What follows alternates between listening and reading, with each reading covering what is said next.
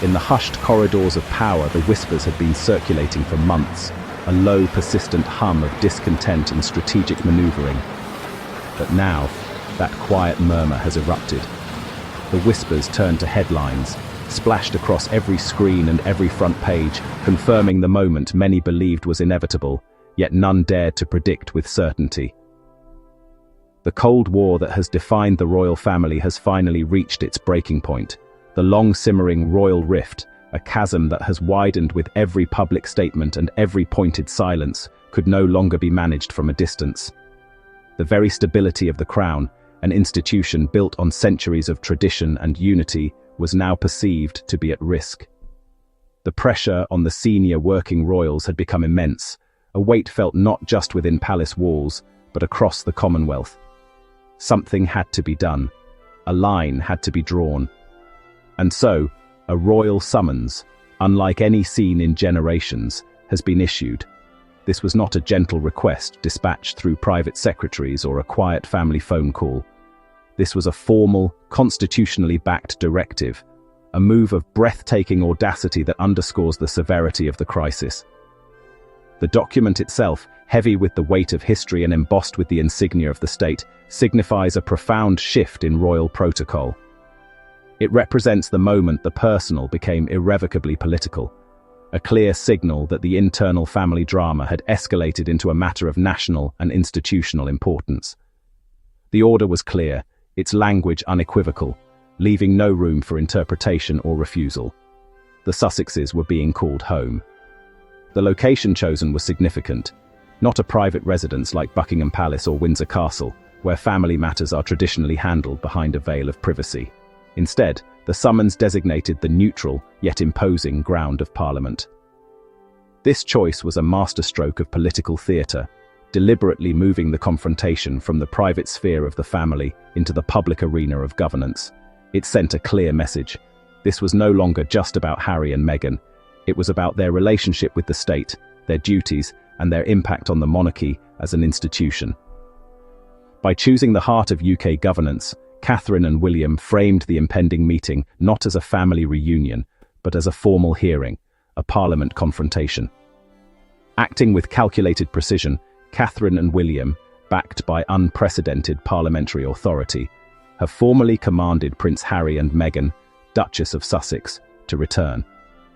This is the move that changes everything. For the Prince and Princess of Wales to invoke such a mechanism suggests a level of coordination with the government that is historic in itself. They moved with deliberation, invoking duty over sentiment, and signalling that their primary allegiance is to the future of the crown. This command effectively strips away the ambiguity that has allowed the royal rift to fester. It forces a moment of reckoning, a direct engagement that has been skillfully avoided for years. Harry and Meghan were summoned to face the future of the monarchy itself, to answer for the consequences of their departure and the public fallout that has ensued. This was not a family tea, this was a political imperative. The stage is now set for a royal showdown of epic proportions, a face-to-face meeting that will determine the future roles, responsibilities, and relationship of all four senior royals.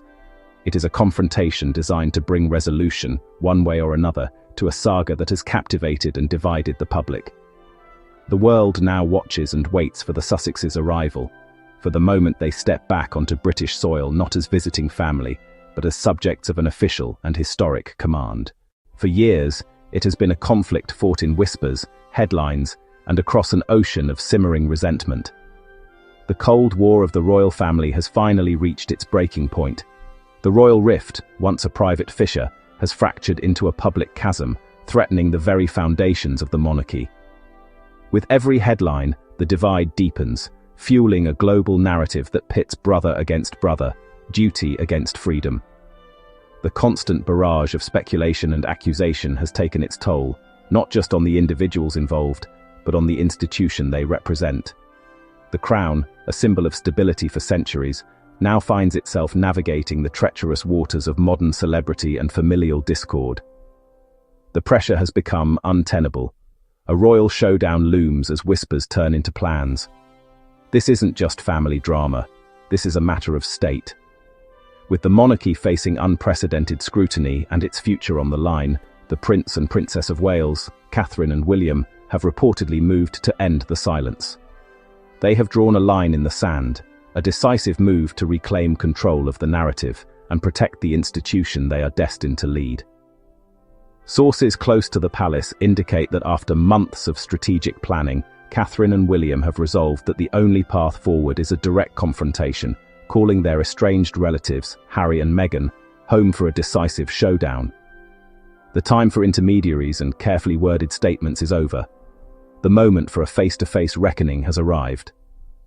The summons was not a request, but an official directive, delivered with the full weight of their future roles. It demands answers, accountability, and a public resolution to the deepest royal rift of our time. But the true gravity of the situation was revealed not in the words, but in the chosen venue. The location chosen was significant, not a private residence like Windsor Castle or Kensington Palace, but the heart of UK governance, Parliament. This was a deliberate and powerful signal. This was not a family tea, this was a political imperative. By choosing the seat of British democracy, Catherine and William elevated the conflict beyond personal grievance, framing it as a constitutional matter. Harry and Meghan were summoned to face the future of the monarchy itself in a Parliament confrontation. In this unprecedented move, Catherine and William moved with deliberation, invoking duty over sentiment. The message was clear: the stability of the crown supersedes all else. The royal showdown would not be held behind closed palace doors, where emotions could run high and resolutions remain private. Instead, it would unfold within the historic walls that have witnessed centuries of national crises, a place where legacy and law intertwine. This Parliament confrontation was designed to force a definitive outcome, to establish a new, unbreachable protocol for all members of the family, regardless of their status or location. The very act of agreeing to meet on this ground was an acknowledgement from all parties that the stakes were higher than ever before.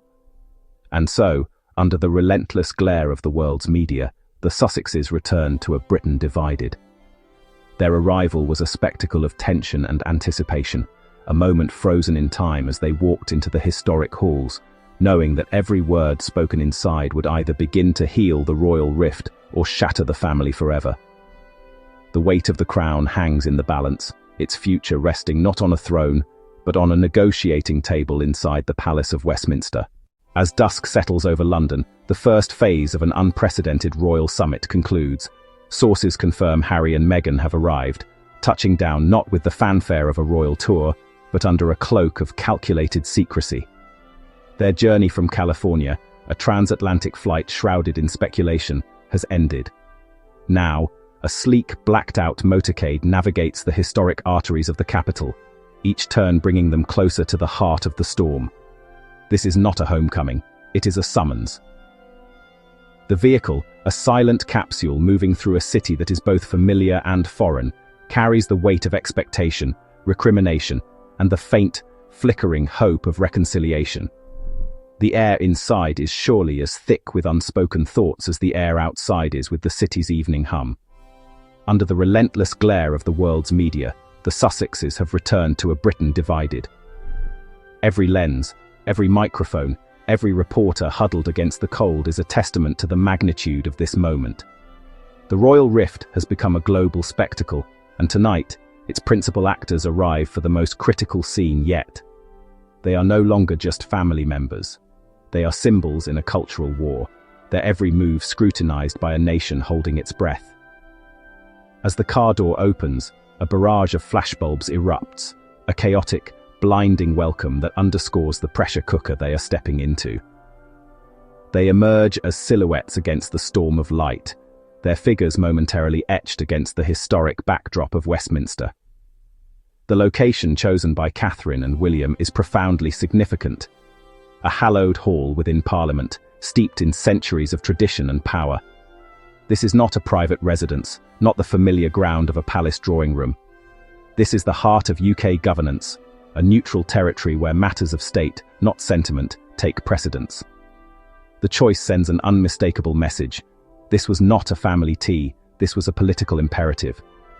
The very stones of this building have absorbed the echoes of national crises, of declarations of war and treaties of peace.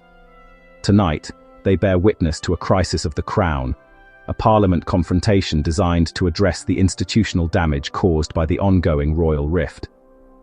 As they approach the threshold, the royal showdown stops time beneath vaulted ceilings. What will be said behind these closed doors? What will be demanded? No one knows the full agenda, but the stakes couldn't be higher. Will Catherine and William present an ultimatum, a list of non-negotiable terms for a path back into the institutional fold? Or will they be seeking accountability for the public fallout that has shaken the monarchy to its core? For Harry and Meghan, this is a moment of reckoning. Will they defend their choices, demand apologies of their own, or seek a new hybrid model of duty that has so far been denied? They walk into the historic halls knowing that every word spoken, every concession made or refused, will either begin to heal the royal rift or shatter the family and its public image forever. The doors swing inward, revealing not a welcoming light, but a shadowed corridor, a path to a future that is entirely unknown. The doors are about to open. Catherine and William versus Harry and Meghan, a royal showdown that will either heal a fractured family or shatter the monarchy forever. History is watching, and it's about to unfold.